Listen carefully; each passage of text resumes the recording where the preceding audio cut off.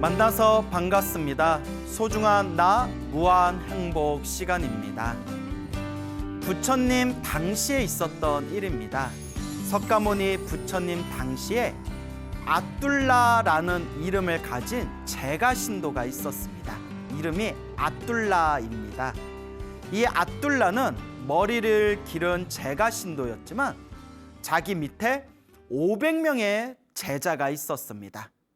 하루는 아뚤라가 500명의 제자들과 함께 법문을 듣기 위해서 그 당시 굉장히 수행이 깊은 아주 청정하신 아라한 존재이신 레와따 스님을 찾아뵙게 됩니다. 레와따 스님께 500명의 제자와 함께 찾아간 아뚤라는 레와따 스님에게 공손하게 절 3배를 올리고 무릎을 꿇고 정중하게 법문을 청했습니다. 네, 레와따 스님은 깊은 내면의 명상을 통해서 모든 번뇌가 소멸하신 아라한이셨지만 평소에 법문하기를 좋아하지 않으셨다고 합니다. 굉장히 성격이 내향적이셨는지 홀로 묵묵하게 당신의 마음을 닦는 것을 좋아하셨지 사람들에게 법문하는 것을 즐기지 않으셨다고 합니다. 그래서 레와따 스님은 아무 말도 하지 않고 가만히 침묵을 지킨 채 가만히 앉아 계셨다고 합니다. 그 모습을 보고 아뚤라는 마음에서 화가 납니다. 아니, 우리들이 이렇게 일부러 찾아와서 인사를 드리고 법문을 청했는데 왜 한마디도 안 하시는가? 이래도 되겠는가? 하고 마음으로 굉장히 화가 났습니다. 그래서 아뚤라는 이제 500명의 제자들과 함께 다른 스님을 찾아뵙게 됩니다. 그래서 두 번째 찾아뵌 스님이 바로 부처님 10대 제자 중에서 지혜 제일이라고 불리웠던 사리불 스님을 찾아뵙게 됩니다. 그래서 사리불 스님에게 절 3배를 올리고 공손하게 사리불 스님께 법문을 청합니다. 사리불 스님께서 질문을 합니다. 아뚤라요, 그대는 법문을 듣고 오지 않았는가? 그런데 왜 다시 법문을 청하는가? 그때 아뚤라가 이와 같이 대답합니다. 저희가 앞서 저 레와따 스님을 찾아뵙고 레와따 스님에게 법문을 청했는데 아무 말도 하지 않고 가만히 침묵을 지키고 계셨습니다. 그래서 저희는 제대로 된 법문을 듣지 못했습니다. 그래서 스님께 저희가 다시 찾아온 겁니다. 지혜제일 사리불 존자시여, 저희들에게 불법을 설해 주십시오. 그래서 사리불 스님께서 이 아뚤라와 500명의 제자들에게 아주 자상하고 아주 상세하고 아주 자세하게 법문을 설하셨다고 합니다. 근데 사리불 스님께서 부처님의 가르침을 자세하게 자상하게 세밀하게 법문을 하다 보니까 굉장히 내용이 복잡하고 굉장히 장황하고 그리고 법문이 너무 길어졌다고 합니다. 그러니까 아뚤라는 또 마음에서 화가 났다고 합니다. 아니, 법문을 청했는데 핵심만 쏙쏙 알아듣기 쉽게 법문을 하셔야지. 사리불 스님의 법문은 세밀하고 자세하지만 너무나 복잡하고 너무나 장황하다. 이래서야 무슨 법문이라 할 수 있겠는가 하면서 마음의 불만을 가지고 다시 자리에서 일어나서 500명의 제자들과 함께 아난다 스님을 찾아뵙게 됩니다. 이 아난다 스님, 또 다른 책에서는 그냥 아난 스님이라고 불리우고 있죠. 이 아난 스님께 공손하게 3배를 올리고 그리고 아난 스님에게 다시 법문을 청합니다.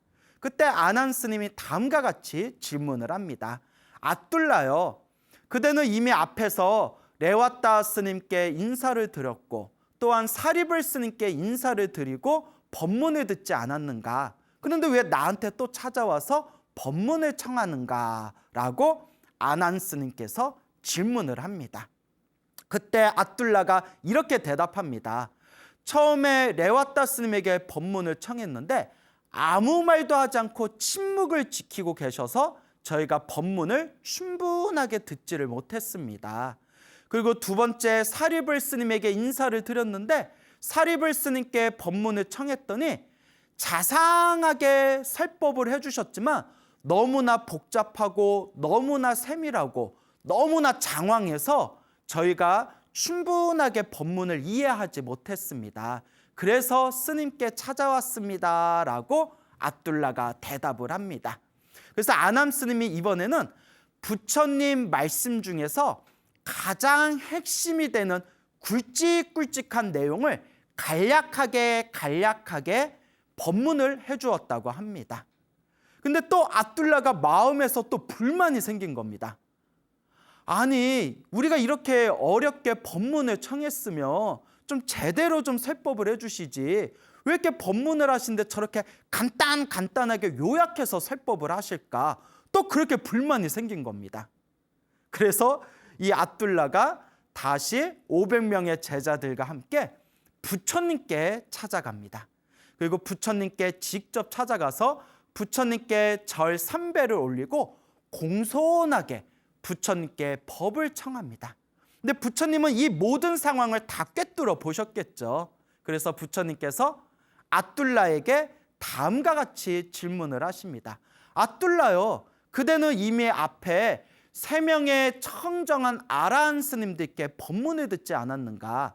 그런데 왜 나를 또 찾아와서 법문을 청하는가? 라고 부처님께서 모든 걸 알고 계시지만 짐짓 모르시는 척 압둘라에게 질문을 던지십니다. 그때 압둘라가 다음과 같이 대답합니다.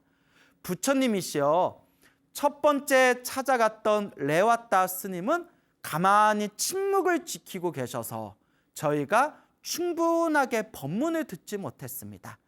두 번째 찾아간 사리불 스님께서는 자상하게 세밀하게 불법을 설해 주셨지만 법문을 설해 주셨지만 너무나 복잡하고 너무나 장황해서 저희들이 제대로 법문을 이해하지 못했습니다.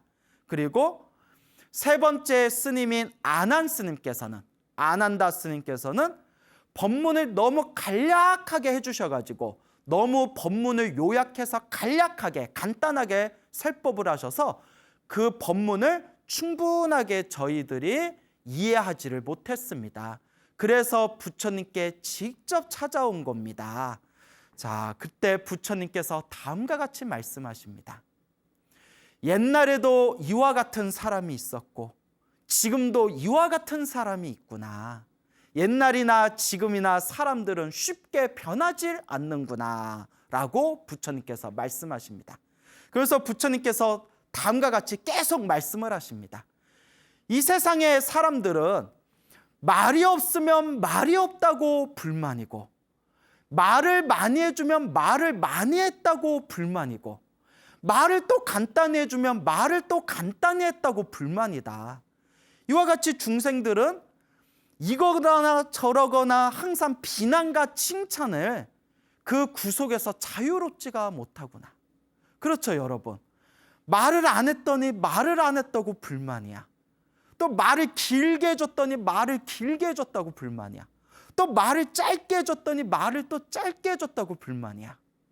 그러면서 부처님께서 계속해서 다음과 같이 말씀하십니다. 옛날에도 사람들은 이랬고 지금도 사람들은 이렇다.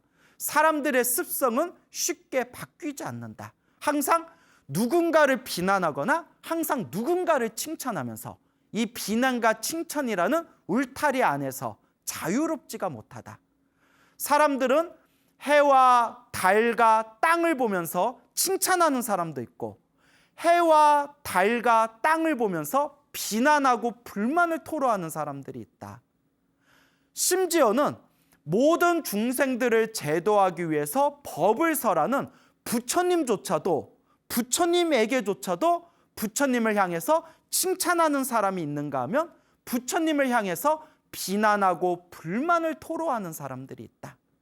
예나 지금이나 사람들의 습성은 똑같다라고 하시면서 그 압둘라가 들으라는 듯이 부처님께서 이와 같이 말씀하십니다. 어리석은 사람의 비난과 칭찬에는 귀 기울일 필요가 없다. 어리석은 사람의 비난과 칭찬에는 마음을 둘 필요가 없다. 어리석은 사람의 비난과 칭찬은 굳이 생각할 필요가 없다. 왜냐? 중생들은 항상 자기 마음에 들면 칭찬하고 조금이라도 자기 마음에 쑥 틀리면 불만을 토로하고 비난하는 것이 바로 중생의 마음이기 때문입니다. 그래서 부처님의 초기 경전인 슈타니파타에서 다음과 같이 부처님께서 설법하십니다. 비난에도 흔들리지 말고 칭찬에도 흔들리지 말라.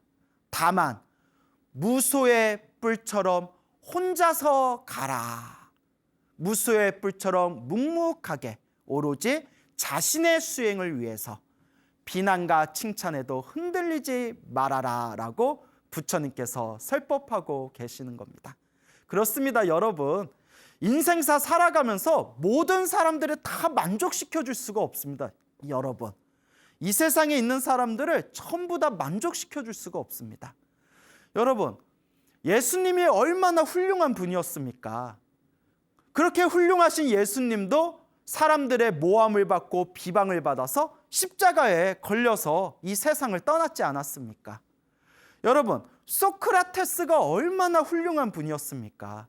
그런데 우리 소크라테스 형님도 결국 사람들의 질투와 시기와 비방을 받고 마지막에는 사형 선고를 받아서 그렇게 사약을 먹고 죽지 않았습니까? 여러분, 공자님이 얼마나 훌륭하십니까?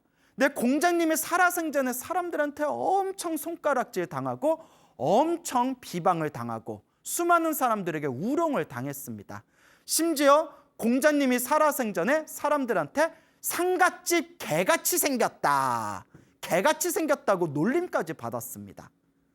이와 같이 모든 사람들을 만족시켜 줄 수가 없습니다.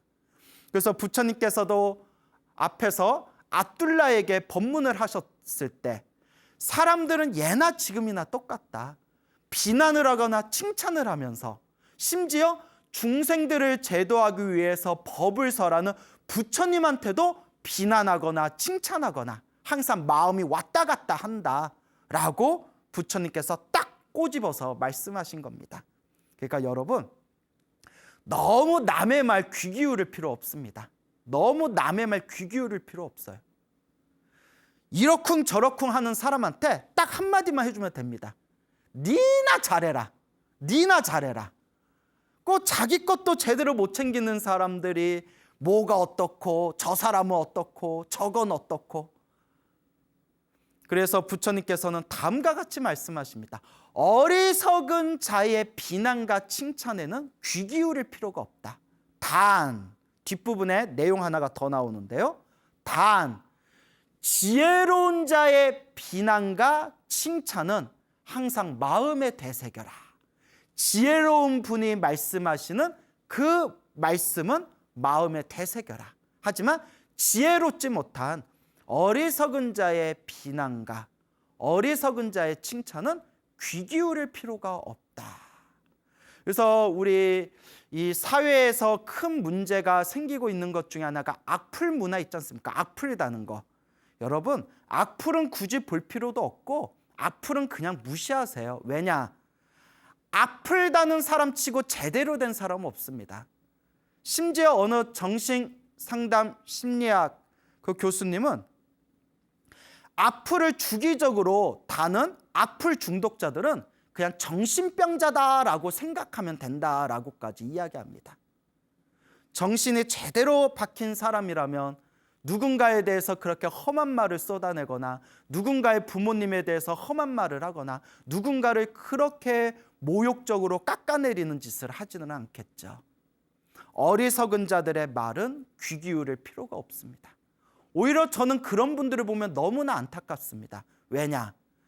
악플을 다는 사람도 누군가에 대해서 옳지 못한 비방과 비난을 하는 그 사람도 언젠가는 그 업을, 그 무서운 업보를 자기가 받을 수밖에 없기 때문입니다. 하지만 사람들은 모르죠. 내가 지은 업을 내가 받는다라는 걸 100% 확신한다면 이 세상 사람들은 다들 착하게 살겠죠. 하지만 모릅니다. 사람들은 너무나 어리석고 사람들은 법례와 망상이 많기 때문에 사람들은 이 인과의 법칙, 이 인연법의 법칙에 대해서 바르게 믿고 바르게 이해하지를 못하고 있습니다. 그래서 나쁜 짓도 이 나쁜 짓이 언젠가 나한테 불행으로 다가올 것이라는 것을 모르고 지금 자신의 욕망과 자신의 탐욕과 자신의 성냄 어리석음에 인해서 몸과 말과 생각으로 끊임없이 악업을 짓고 있습니다. 그래서 올바르게 부처님의 가르침을 닦는 불자님들은 당연히 안 하시겠지만, 당연히 안 하셔서 걱정도 없지만 절대 남에 대해서 악플도 달지 마시고 남에 대해서 나쁜 말은 하지 마십시오. 남에 대해서 건전한 비판은 할 수 있어도 남에게 욕설을 한다거나 남의 가슴에 못이 박히는 그런 언행을 한다거나 다른 사람의 그 정확하게 증거가 없는 이야기를 지어내서 사람들에게 퍼뜨려서는 안 됩니다. 만약 그와 같이 입으로 무서운 업보를 짓는다면 나중에 그 무서운 업보를 자기 자신이 받을 수밖에 없습니다. 그래서 우리 불교 TV를 보고 계시는 우리 불자님들은 당연히 입으로 짓는 업을 조심하실 것이고 다른 사람들에 대해서 악플 같은 것을 달지 않으시겠지만 한편으로 이런 생각을 해봅니다. 정말 이런 내용, 이와 같은 부처님의 가르침을 배워야 되는 업장이 많은 중생들은 오히려 불교 TV를 보지 않고 열심히 수행하고 성근이 있고 복이 있는 사람들만 불교 TV를 보고 있으니 정말 이 중생 세상은 너무나 아이러니하고 너무나 모순이 가득하구나라는 그런 생각이 듭니다. 이와 같이 부처님께서 압둘라에게 따끔하게 말씀을 하신 겁니다. 말을 안 하면 말을 안 한다고 비난하고 자세하게 말을 해주면 자세하게 말을 해준다고 비난하고 짧게 말하면 짧게 말한다고 비난하고 예나 지금이나 중생들은 똑같구나. 어리석은 자들의 말은 귀 기울일 필요가 없도다. 저도 사람들에게 많이 강의를 하고 또 제가 사찰에서 불교대학 등을 운영해 보면서 이러한 상황들을 제가 뼈저리게 많이 느낍니다. 이 많은 스님들이 신도들 앞에서 이제 강의를 하실 때 뒤에서 이제 이런저런 이야기들이 들리지 않습니까? 그러면 스님이 자세하게 꼼꼼하게 가르쳐주면 너무 신도들이 굳이 알 필요 없는 내용까지 너무 자세하게 이야기한다. 이렇게 또 이야기하신 분이 있고 또 신도분들이 꼭 알아야 되는 부분만 굵직굵직하게 핵심만 요약해서 설명하면 우리가 일부러 시간 내가지고 강의 듣고 법문 듣고 있는데 너무 자세하게 이야기해 주지 않고 수박 겉핥기식으로 그냥 넘어간다. 또 이렇게 이야기하는 분이 있고 또 신도들한테 부처님의 가르침을 학문적으로 깊이 가르쳐주면 너무 어려워서 못 듣겠다. 부처님 가르침을 쉽게 설명하고 전달해야지 왜 저렇게 어렵게 설명하냐. 또 이렇게 불만을 이야기하고 또 신도들한테 쉽게 재미난 이야기 위주로 전달해 드리면 저 스님 법문은 너무 가볍고 실없다. 우리 수준을 너무 낮게 보나? 저 스님은 평생 공부하신 분이 왜 저렇게 수준 낮은 법문만 하지? 이렇게 또 불만을 이야기합니다. 아니 어쩌라고. 여러분, 이거 어떻게 해야 되겠습니까? 이미 이런 상황이 2600년 전에도 있었나 봅니다.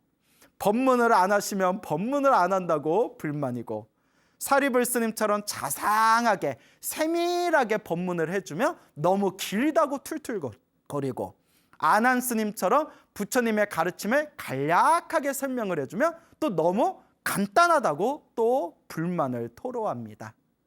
이게 바로 중생의 습성입니다. 불교를 공부하시는 불자님들은 먼저 내 마음부터 닦아야 됩니다. 스님들 중에서도 화술이 아주 뛰어나신 분도 있고 스님들 중에서도 조금 화술이 부족하신 분들이 있는 것도 사실입니다. 어떤 스님은 굉장히 재밌고 발랄하게 강의하시는 분도 있고 또 어떤 스님께서는 묵직하고 무겁고 장중하게 또 법문하시는 분도 있습니다. 각자의 인연이 있고 각자의 특징이 있는 겁니다. 다만 나와 인연이 있는 법문, 나와 성향이 비슷한 그런 스님의 법문을 찾아서 들으시면 됩니다. 굳이 누가 더 낫다, 누가 더 못나다, 굳이 우리 중생들 입장에서 따질 필요가 없습니다. 오히려 자칫 누구 법문은 좋고 누구 법문은 못하다, 누구 강의는 좋고 누구 강의는 못하다, 오히려 그러한 마음이 지독한 아집, 지독한 아상, 지독한 자기의 분별심일 수가 있습니다. 단 여러분들에게 꼭 당부드리고 싶은 것은 어느 스님의 법문을 듣건 어느 스님의 강의를 듣건 제가 꼭 당부드리고 싶은 것은 반드시 부처님의 경전에 근거를 두고 법문하고 강의하시는 분들의 가르침을 가까이 하라 말씀드리고 싶습니다. 지금은 말법 시대입니다. 부처님의 경전에도 말법 시대에 대해서 이미 예언을 해놓았지만 부처님의 법이 점점 쇠퇴하는 시대가 이 말법 시대입니다. 그리고 말법 시대의 특징 중에 하나가 우리 중생들의 믿음도 약해지고 중생들의 지혜도 점점 흐리멍텅해지지만 이 말법 시대의 가장 큰 문제가 가짜 수행자, 가짜 도인들이 많이 나타난다고 합니다. 가짜 도인들이 나타나서 가짜 가르침으로 사람들을 현혹시킨다고 합니다. 이게 바로 말법 시대의 한계입니다. 그러면 이러한 말법 시대에 우리 올바른 마음가짐을 가진 불자님들이 흔들리지 않고 우리 올바른 마음을 가진 불자님들이 올바른 견해로서 바른 길을 가고자 한다면 가장 중요한 핵심이 무엇일까요? 바로 부처님의 말씀을 의지해야 됩니다. 부처님의 말씀을 근거로 삼아야 됩니다. 부처님의 말씀을 모아놓은 경전으로서 근거를 삼고 경전을 의지해서 수행해야 됩니다.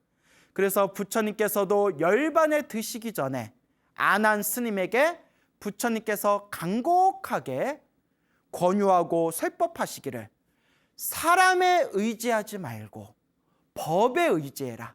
사람에 의지하지 말고 가르침에 의지해라 라고 부처님께서 간곡하게 말씀하신 겁니다. 그래서 우리 바른 마음으로 바른 길을 걷고자 하는 우리 불자님들께서는 요 광우 스님 말조차도 믿지 말고, 이건 진심입니다, 여러분.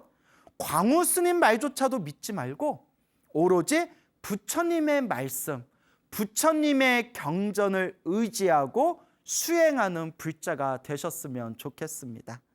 그래서 항상 부처님의 가르침을 공부하고 부처님의 말씀을 근거로 삼으면서 이 마음 공부를 잘 닦아 나아가신다면 반드시 여러분들의 마음 창고에 복과 선업과 공덕이 무럭무럭 자라나게 될 것입니다. 이 신도들도 스님들의 법문을 들을 때 각자 자기의 인연법이 있습니다, 여러분. 예를 들어서 누구는 광우 스님의 법문이 별로 대단한 것 같지도 않고 재미도 없는데, 어떤 분은 스님, 저는 수많은 스님들 법문을 들어봤지만 광우 스님 법문에 가장 마음에 와닿았어요. 너무나 고맙고 감사합니다 라는 분들도 계실 것이고, 어떤 분에게는 요 광우 스님의 소나무 법문이 세상에서 제일 재밌는 법문이고 강의인 것처럼 느껴지겠지만, 또 어떤 불자의 눈에서 봤을 때는 아유, 광우 스님 소나무가 워낙 유명하다고 해서 찾아봤더니 순 기복신앙만 얘기하고 되게 수준이 좀 떨어지는 법문만 하는구나, 이렇게 생각하시는 분들도 계실 겁니다. 근데 아무 상관없습니다. 왜냐? 부처님께서도 중생들에게 중생들 수준에 맞춰서 법을 설하셨고, 또한 중생들도 불자들도 이 스님의 가르침, 부처님의 가르침을 받들면서 나아갈 때 각자 자기들이 처한 업력에 의해서, 각자 타고난 자기들의 성향에 의해서 자기들한테 맞는 법문이 다 따로 있기 때문입니다. 그래서 여러분들에게 재미난 이야기를 하나 들려드릴까 합니다. 부처님 당시에 어느 왕이 있었습니다. 그리고 이 왕에게 왕비가 있었습니다. 왕은 굉장히 불심이 깊었습니다. 아주 불심이 깊었는데 이 왕비는 불심이 깊지를 못했습니다. 그래서 왕은 항상 왕비에게 부처님 가르침과 인연을 맺게 해주고 나의 사랑하는 왕비가 불심이 무럭무럭 자라서 부처님의 가르침에 귀의해서 마음 공부를 좀 잘했으면 좋겠다라는 그런 원력을 왕이 가지고 있었습니다. 왕은 자신의 사랑하는 아내인 왕비가 불자가 되기를 바랬고 큰 불심을 갖기를 바랬던 것이죠. 그래서 왕은 꾀를 내었습니다. 매일매일마다 성 안에 있는 500명의 스님들을 모시고 500명의 스님들에게 공양을 올린 뒤에 매일매일 점심 공양을 올린 뒤에 공양을 마치고 난 뒤 스님들 한 분 한 분께 매일매일 왕비와 함께 법문을 듣기로 꾀를 내었습니다. 우리 성 안에 500명의 스님들을 궁전으로 초대해서 매일매일 사시공양을 올리고 점심공양을 올리고 공양을 마치고 난 뒤에 왕비와 함께 매일매일 500명의 스님들께 한 분 한 분 법문을 듣다 보면 우리 왕비도 마음의 지혜가 열릴 것이다. 그리고 불심이 아주 큰 불심을 가진 불자가 될 것이다 라고 꾀를 내었던 거죠. 그래서 500명의 스님들, 500명의 비구 스님들을 궁전으로 모시고 매일매일 점심 공양을 올립니다. 그리고 공양을 다 마치고 난 뒤에 500명의 스님들 중에서 큰 스님 순서대로 이제 500명의 스님들 중에서 가장 덕이 높고 가장 먼저 출가하신 큰 스님들 순서로 매일매일 법문을 들었습니다. 왕은 이제 왕비와 함께 법문을 듣게 됐는데 큰 스님들이 법문을 하고 500명의 스님들이 매일매일 한 분씩 법문을 하셨는데도 왕비는 전혀 불교에 관심이 없는 겁니다. 그냥 자기가 좋아하는 왕이 스님들께 공양 올리고 같이 법문을 듣자 해가지고 그저 법문을 들었을 뿐이지 마음에 전혀 불심이 자란다거나 혹은 스님들의 법문을 듣고 마음의 지혜가 열린다든가 전혀 이런 영향이 없었던 겁니다. 그렇게 시간이 지나서 499명의 스님들이 법문을 했는데도 왕비는 전혀 마음에 불심이 자라지를 않았습니다. 그때 마지막 500번째 스님이 계셨는데 마지막 500번째 스님이 가장 나이가 어리고 가장 나이가 젊은 출가한 지 얼마 안 된 초보 스님이었습니다. 그래서 왕은 끝났구나. 500명의 스님들에게 매일매일 공양을 올리고 매일매일 법문을 들었는데도 저렇게 큰 스님들의 훌륭한 법문을 들었는데도 우리 왕비가 마음이 열리지를 않았는데 저 나이 어리고 젊은 스님이 법문을 한다고 한들 우리 왕비가 과연 마음이 열리겠느냐, 과연 불심이 자라나겠느냐라고 왕이 시리에 빠집니다. 어쨌거나 계획대로 이제 500분의 스님들을 모시고 공양을 올린 뒤에 마지막 500번째 가장 나이가 어리고 가장 젊은 이 초보 비구 스님에게 법문을 청합니다. 그때 이 나이 어린 젊은 스님이 딱 몇 마디 법문을 하자마자 왕비가 그 자리에서 마음이 환해지면서 그 자리에서 깨달음을 얻었다고 합니다. 왕도 기쁘고 왕비도 기뻐하고 왕비가 왕이시여 제가 이렇게 훌륭한 부처님의 가르침을 아직까지 이해하지 못하다가 이제야 마음에 와닿았습니다. 부처님의 이 위대한 가르침을 만나게 해주셔서 왕이시여 너무나 고맙습니다 하고 이 왕비의 마음에 엄청난 불심이 자라나게 되었고 마음에 깨달음을 얻게 됩니다. 그러니까 큰 스님들도 다들 놀란 거예요. 큰 스님들조차도 우리같이 수십 년을 수행하고 수십 년을 공부한 우리들도 아무리 법문해도 저 왕비의 마음을 열게끔 하지 못했는데 저 출가한 지 얼마 안 된 저 나이 어린 스님은 도대체 어떤 재주가 있길래 저 왕비의 마음을 저렇게 활짝 불심이 열리게끔 만든 것인가. 그러니까 이 큰 스님들이 그 젊은 스님 법문한 걸 들어봐도 별 내용이 없었거든요. 희한하다, 희한하다. 그래서 500명의 스님들이 부처님께 가서 그날 있었던 자초지종을 모두 다 설명을 합니다. 그리고 부처님께 다음과 같이 부처님께 여쭈어 봅니다.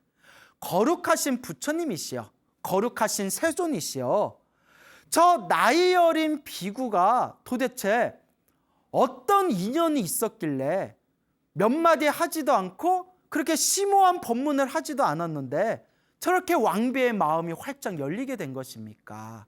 그때 부처님께서 미소를 지으시면서 부처님께서 다음과 같이 말씀하십니다. 비구들이여, 이 모든 것이 다 인연법이다. 이 모든 것이 다 인연법의 이치이다라고 부처님께서 말씀하십니다. 그리고 부처님께서 머나먼 과거 전생 이야기를 하십니다. 석가모니 부처님 이전에 다른 부처님 시대 때 또 다른 부처님의 시대였던 수많은 과거 전생에 아주 사이가 좋은 남매가 있었다고 합니다. 아주 사이가 좋은 오빠와 여동생이 있었는데 이 오빠와 여동생은 항상 스님들께 공양 올리는 것을 매일매일 즐겨하고 그리고 항상 스님들께 공양 올리면서 복 짓는 것을 굉장히 좋아했다고 합니다. 어느 날 이 오빠가 스님들께 공양을 올리고 난 뒤에 공양을 마치고 나서 스님들 법문을 듣다가 마음에 확 와닿는 게 있었습니다. 그래서 마음에 무언가 큰 것을 느낀 이 오빠가 여동생에게 다음과 같이 말합니다. 동생아, 동생아, 내가 스님들께 법문을 듣고 나서 마음에 내가 크게 느낀 바가 있었다. 나는 이제 머리를 깎고 출가해서 스님이 되고자 한다.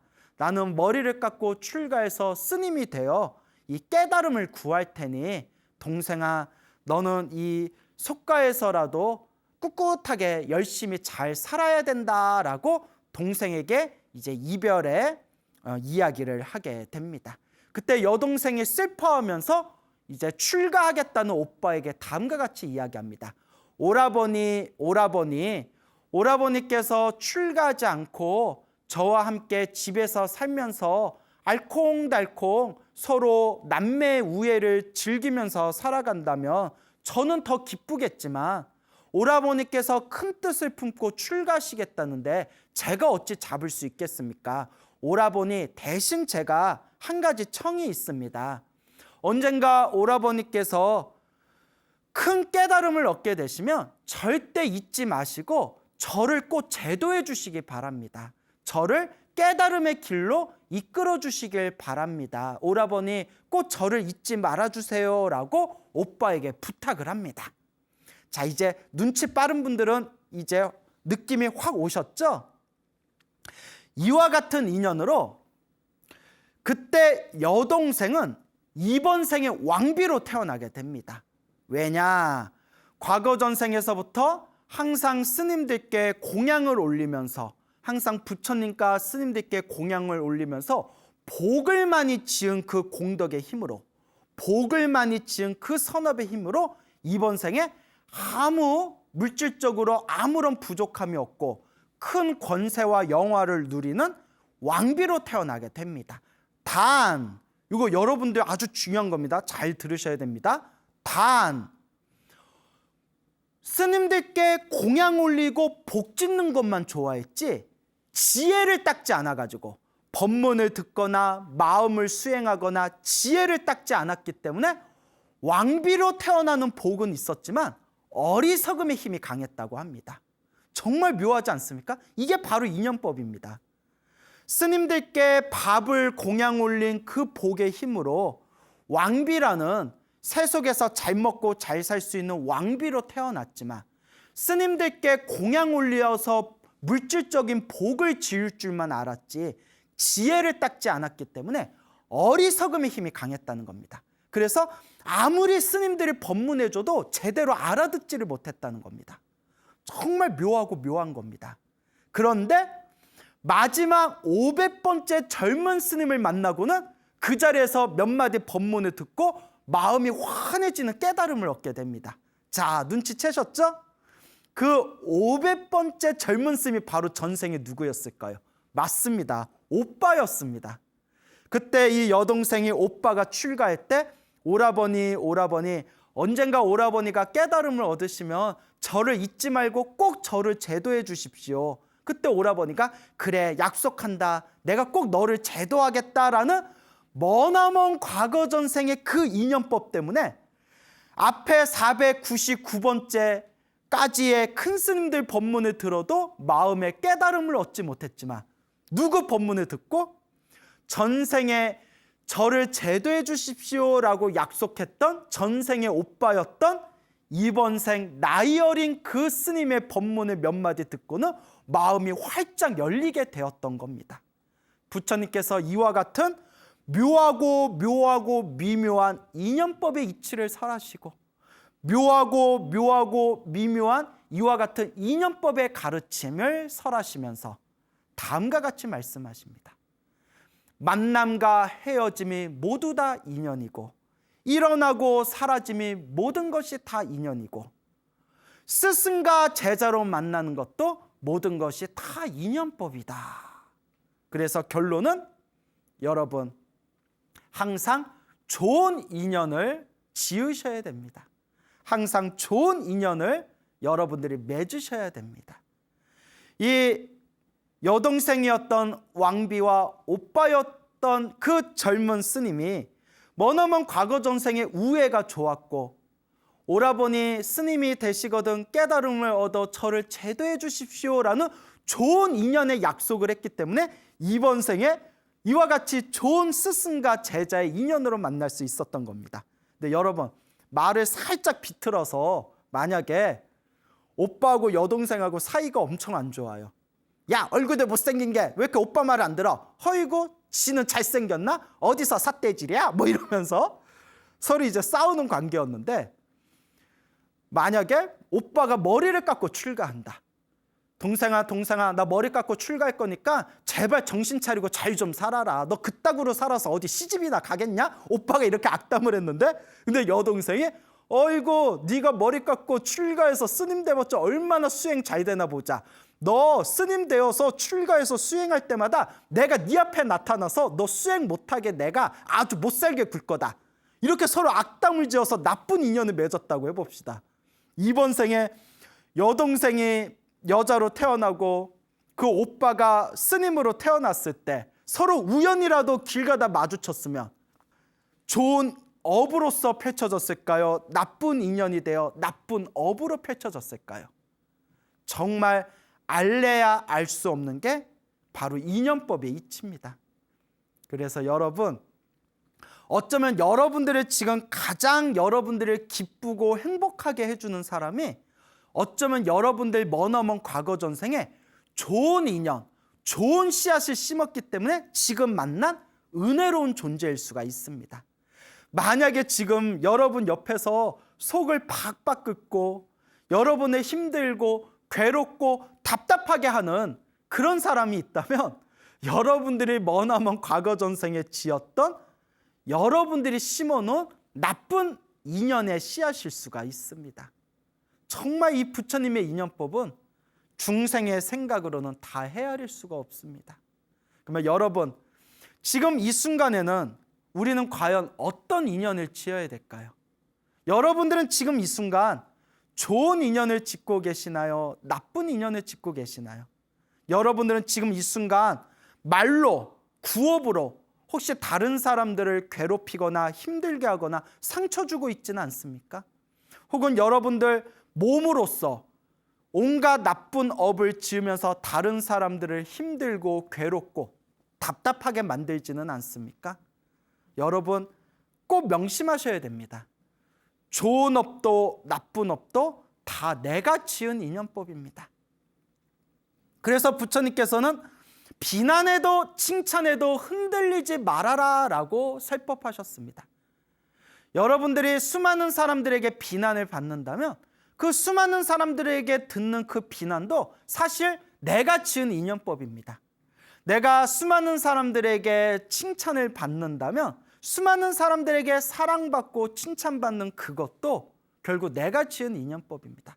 다만 부처님께서는 비난도 집착하지 말고 칭찬에도 집착하지 말고 어리석은 자의 비난과 칭찬에는 귀 기울일 필요도 없이 오로지 묵묵하게 자신만의 수행의 길을 가라고 부처님께서 누누이 말씀하셨습니다.